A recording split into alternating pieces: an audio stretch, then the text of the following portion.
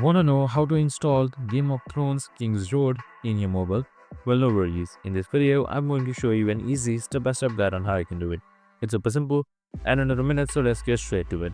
Now, first things first, simply open up your Play Store or your App Store depending on your Android and iPhone. So once you've opened up your Play Store, just simply head towards Sorts right here. And on top, you should be seeing Sorts.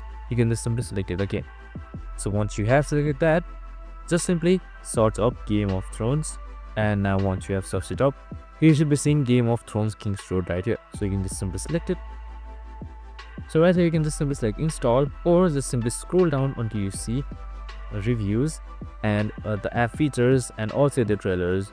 So you can see the images as well and much more.